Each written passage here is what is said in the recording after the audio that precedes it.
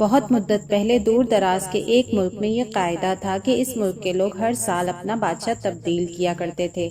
جو بھی بادشاہ بنتا وہ ایک عہد نامے پر دستخط کرتا کہ اس کی حکومت کا 1 سال مکمل ہونے کے بعد وہ اس عہدے سے دستبردار ہو جائے گا اور اسے ایک دور دراز جزیرے پر چھوڑ دیا جائے گا جہاں سے وہ کبھی واپس نہیں آ سکے گا۔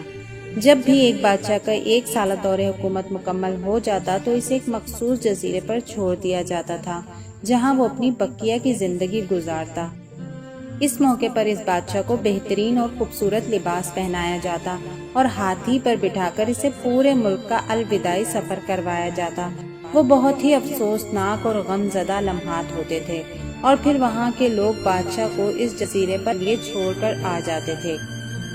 ایک مرتبہ یہ لوگ اپنے پرانے بادشاہ کو جزیرے پر چھوڑ کر واپس آ رہے تھے کہ انہوں نے ایک ایسا سمندری جہاز دیکھا جو کچھ دیر پہلے ہی تباہ ہوا تھا، اور ایک نوجوان شخص نے خود کو بچانے کے لیے لکڑی کے ایک تختے کا سہارا لے رکھا تھا۔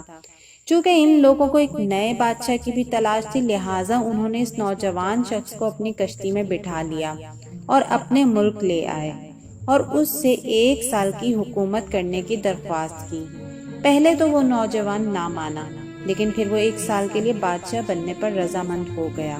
وہاں کے لوگوں نے اسے بادشاہت کے تمام اصول اور طریقے سمجھا دیے اور یہ بھی بتایا کہ 1 سال کے بعد وہ اسے فلاں مخصوص جزیرے پر چھوڑ کر آ جائیں گے۔ بادشاہت کے تیسرے دن ہی اس نوجوان بادشاہ نے اپنے وزیر سے کہا کہ مجھے وہ جگہ دکھائی جائے جہاں گزشتہ تمام بادشاہوں کو بھیجا گیا تھا۔ وزیر نے بادشاہ کی خواہش کا احترام کرتے ہوئے اسے وہ جزیرہ دکھانے کا اہتمام کیا۔ وہ جزیرہ مکمل طور پر جنگل تھا اور جنگلی جانوروں سے بھرا ہوا تھا۔ ان جانوروں کی آوازیں جزیرے کے باہر تک سنائی دے رہی تھی۔ بادشاہ جائزہ لینے کے لیے تھوڑا سا جنگل کے اندر گیا اور وہاں اس کے پچھلے تمام بادشاہوں کے ڈھانچے پڑے ہوئے نظر آئے۔ وہ سمجھ گیا کہ بہت جلد اس کا بھی یہی حال ہوگا اور جنگلی جانور اس کو چیر پھاڑ کر کھا جائیں گے۔ ملک واپس پہنچ کر بادشاہ نے مضبوط توانا جسم کے 100 مزدور اکٹھے کیے، ان سب کو اس جزیرے پر لے گیا اور حکم دیا کہ جنگل کو 1 ماہ میں مکمل طور پر صاف کر دیا جائے، تمام خطرناک جانوروں کو مار دیا جائے اور سب فالتو درخت کاٹ دیے جائیں۔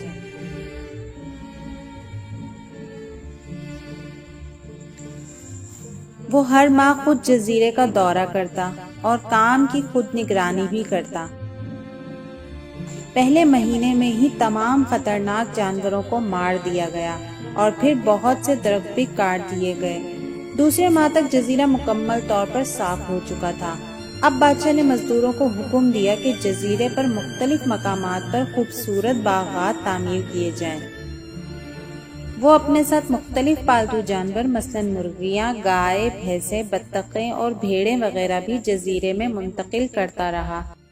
تیسرے مہینے میں بادشاہ نے اپنے مزدوروں کو حکم دیا کہ ایک شاندار گھر تعمیر کریں اور اس جزیرے پر ایک بڑی سی بندرگاہ بھی بنائیں۔ گزرتے مہینوں کے ساتھ ساتھ وہ جزیرہ ایک خوبصورت شہر میں بدلتا جا رہا تھا۔ وہ نوجوان بادشاہ بہت سادہ لباس زیب تن کرتا اور اپنی ذات پر بہت کم خرچ کرتا۔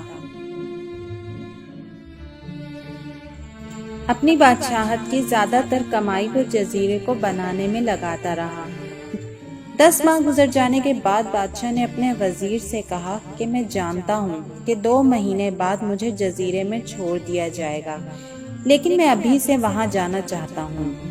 وزیر اور دوسرے وزراء اس بات پر متفق نہیں ہوئے اور بادشاہ سے کہا کہ آپ کو 2 ماہ مزید صبر کرنا ہوگا تاکہ سال مکمل ہو جائے۔ سال پورا ہو جانے کے بعد ہم آپ کو خود اس جزیرے پر چھوڑ کر آئیں گے۔ بالآخر 2 ماہ بھی مکمل ہو گئے اور بادشاہ کا 1 سال پورا ہو گیا۔ حسب روایت وہاں کے لوگوں نے اپنے بادشاہ کو شاندار لباس پہنایا اور ہاتھی پر بٹھایا تاکہ وہ اپنی رعایا کو خیر باد کہہ سکے۔ خلاف توقع یہ بادشاہ اپنی الوداعی تقریب پر بہت ہی زیادہ خوش تھا۔ لوگوں نے اس سے پوچھا کہ اس موقع پر تمام گزشتہ بادشاہ تو رو رہے تھے لیکن آپ ہنس رہے ہیں، آپ کے اس قدر خوش ہونے کی وجہ کیا ہے؟ تو اس نوجوان بادشاہ نے جواب دیا تم لوگوں نے داناؤں کا وہ قول نہیں سنا کیا کہ جب تم ایک چھوٹے بچے کی صورت میں اس دنیا میں آتے ہو تو تم رو رہے ہوتے ہو اور باقی لوگ سب ہنس رہے ہوتے ہیں۔ ایسی زندگی جیو کہ جب تم مرو تو تم ہنس رہے ہو اور باقی دنیا رو رہی ہو۔ میں نے بھی ایسی ہی زندگی گزاری ہے۔ جس وقت تمام بادشاہ محل کی رنگینیوں میں کھوئے ہوئے تھے تو میں اس وقت اپنے مستقبل کے بارے میں سوچتا تھا اور اس کے لیے لائحہ عمل تیار کرتا تھا۔ میں نے اب اس جزیرے کو ایک ایسی خوبصورت قیام گاہ میں تبدیل کر دیا ہے کہ جہاں اب میں اپنی باقی کی زندگی نہایت چین اور آرام سے گزار سکوں گا۔ تو ناظرین، کیسی لگی آپ کو بادشاہ کی یہ کہانی؟ آپ نے دیکھا کہ بادشاہ نے کس طرح سے اپنی عقل کا استعمال کرتے ہوئے اپنی زندگی کو خوبصورت بنایا۔ مجھے امید ہے کہ آپ کو یہ کہانی بہت پسند آئی ہوگی۔ اگر آپ کو یہ کہانی پسند آئی ہو تو میری ویڈیو کو لائک کیجئے، چینل کو سبسکرائب کیجئے۔ اگلی ویڈیو تک اپنا بہت سارا خیال رکھیے گا۔ ملتے ہیں اگلی ویڈیو میں۔ اللہ